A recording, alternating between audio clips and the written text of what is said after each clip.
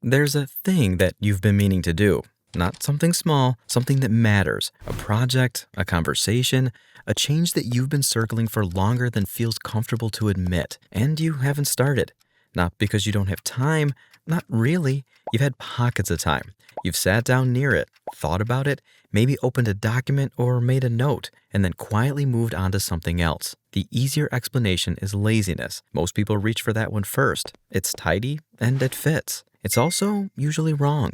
What is actually happening is closer to this. Starting means the thing becomes real. And once it's real, it can fail. And that possibility, vague and unformed while you're still not doing it, sharpens the moment you begin.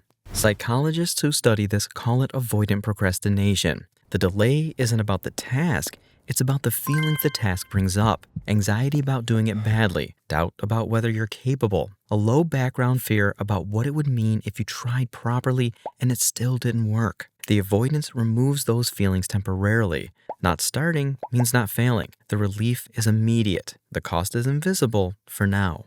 So the brain makes the trade again and again, and the thing just sits there. There's a particular kind of person this hits hardest, the one who cares a lot about the outcome. Not the one who doesn't care, the one who cares too much to risk finding out. If the thing never gets started, it can stay perfect in theory. The version that exists in your head, the one where it goes well, where you execute it the way you imagined, that version is still intact as long as you don't test it against reality. The blank page is safer than the flawed draft. That line sounds like a productivity cliche, but it describes something real about why people with high standards often start last. The standard itself becomes the barrier. Nothing you actually produce in the early stages will match what you imagined, and sitting inside that gap between what you pictured and what currently exists on the page or screen or in the room is genuinely uncomfortable. So you stay on the side of the gap where the imagined version is still possible. This also connects to something deeper than just the task.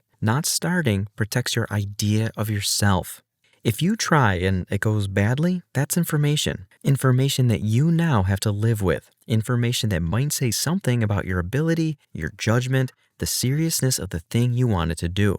As long as you haven't tried, none of that information exists. You can still be the person who could have done it, who would have done it well, who just hasn't gotten around to do it yet. Starting ends that. Starting turns potential into evidence, and evidence is harder to argue with than potential. Research on this is consistent enough that it stopped being surprising a long time ago. Procrastination tracks closely with fear of negative evaluation, with perfectionism, with low self-efficacy, which is essentially the belief that you're capable of doing the thing in front of you. When that belief is shaky, the brain treats the task as a threat, and threats get avoided, not approached. The strange part is that starting almost always reduces the fear. The thing that felt impossible to begin usually becomes manageable within minutes of actually beginning. The anxiety lives in the anticipation far more than in the doing, but the brain doesn't know that until it's already started, and it's reluctant to test the theory. So it stays on the outside of the thing, running its threat assessment, finding reasons to wait a little longer, for a better moment, for more preparation, for the version of you that feels more ready. That version isn't coming, not because you're not capable, because readiness isn't something that arrives before you start. It is something that develops after. The fear doesn't go away first and then let you begin. You begin,